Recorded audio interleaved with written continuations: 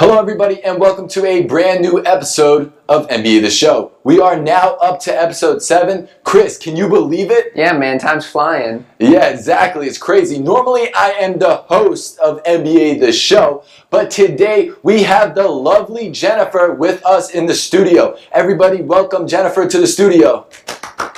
Thank you so much for having me here, Justin and Kris. What a successful 6 episodes you guys have had so far.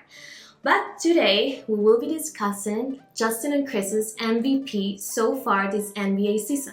So, you guys want to tell me who you picked? I think they're going to have to wait and see. You're right, Kris. And without further ado, it's now time for the show.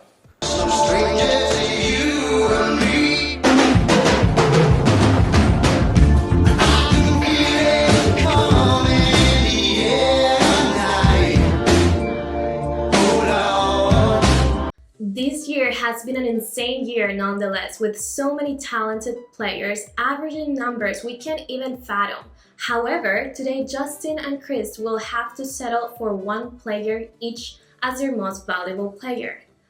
Justin, I'm going to start with you. Who is the most valuable player and why? Jen, I had to go with Anthony Davis. He is an all-around player, and this year was his time to shine.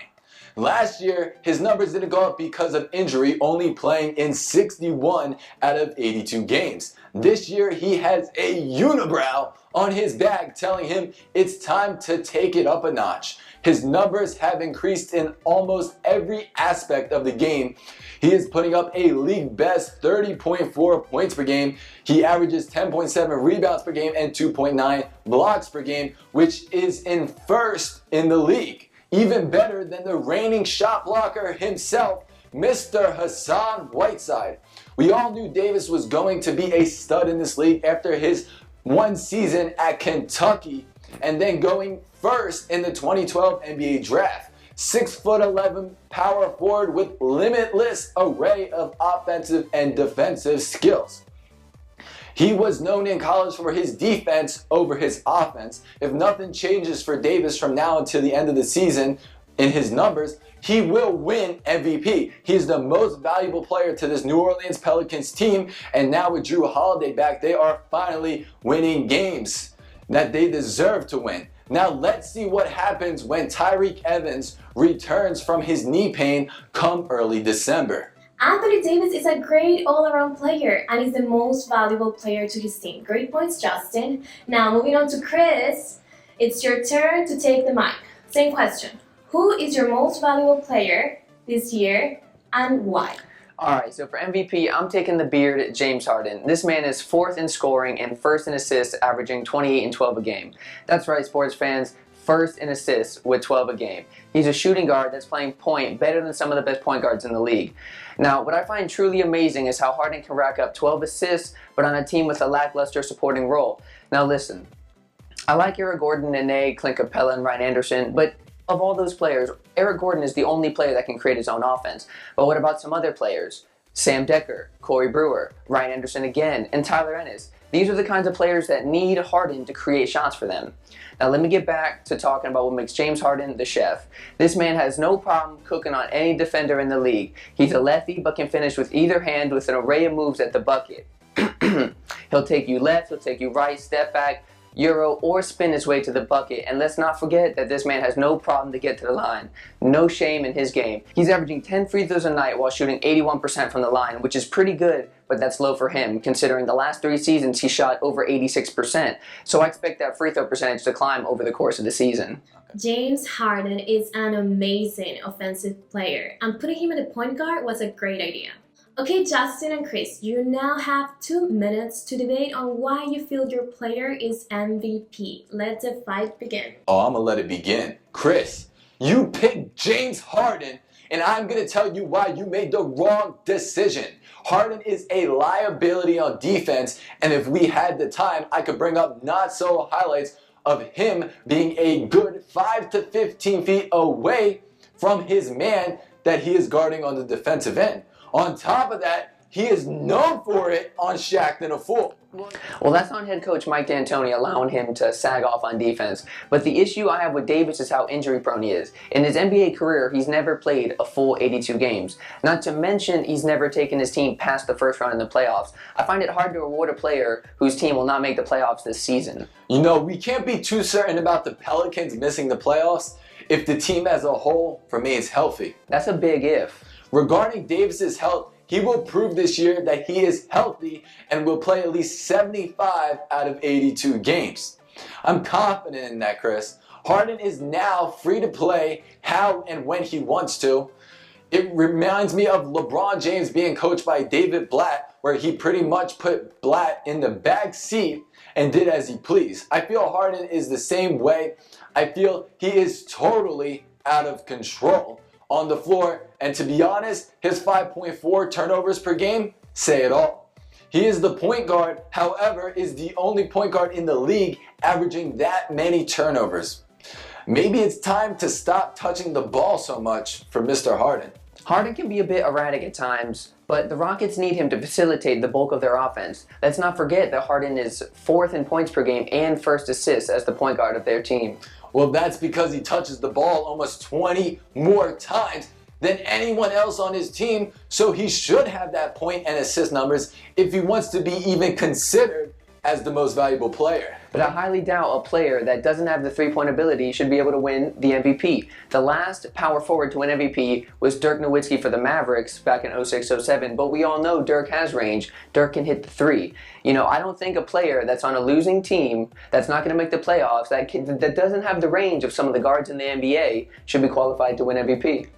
Davis was actually shooting 32% from three, and I was hoping that it would develop this season, which so far it hasn't. Davis may not be a three-point assassin, but he can get up a shot from anywhere within 20 feet and is very good with his back to the basket.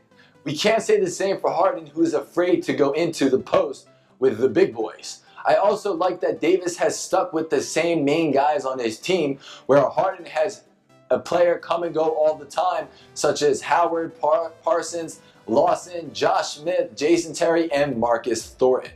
Since I'm new here, let's also introduce a new segment to the show.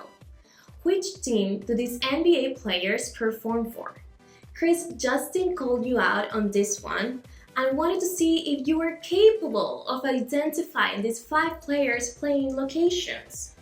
You have 15 seconds to recognize the team that each player belonged to. If you guess wrong, a buzzer will sound off and you will get 0 points and move on to the next player. You can collect a total of 100 points if you correctly answer all 5 players' teams, each player being worth a total of 20 points. You ready to rumble, Kris? Let's do it. Keep in mind there are no hints, but I will supply you with a map of every team in the NBA. All right. Alrighty, Kris, the game starts now. 15 seconds are gonna start. Who does Cristiano Felicio play for? Your time starts now. You only get one answer. All right, Felicio, let's go. Think hard and heavy. You're 5 seconds in. Damn, he's so trash. Let's go the Hawks. Sorry, he plays for the Chicago Bulls. Let's move on to the next one. Okay. Alrighty, Kris, number 2 on the spot. He used to play for the Miami Heat, Mr. James Ennis. Right. Which team does James Ennis play for? Your 15 seconds starts now, and you only get one answer. All right, James Ennis. He was doo-doo on the Heat, and now he's doo-doo on the Pelicans. Oh man, he plays for the Memphis Grizzlies under Coach Fizdale. And let's move on to the next one. Yeah. Oh yeah. Alrighty, Kris, up to the 3rd one. So far, you collected a total of 0 points. Okay? So this is Mr. Thabo Sefolosha. I'm going to start your 15 seconds right now. Who does he play for? Let's see. Sefolosha for sure. Call it like you see it. For Your time's sure. running out. 5 seconds. He plays for the Kings. And he plays for the Atlanta Hawks. Sorry. You have 0 points again. I knew that one. Let's move on to your next player. Alrighty, Kris, this is fourth up on the list. He actually didn't play for the Heat, but was signed to the Heat and then left. Okay. They just got rid of him. Mm-hmm. So, this is Mr. Brian Roberts. Which team does he play for? Your 15 seconds starts now. I'm pretty confident about this one. He plays for the Hornets. He plays for the Hornets. Are you sure that he plays for Michael Jordan's team? Lock it up. He got the 20 point! Yeah!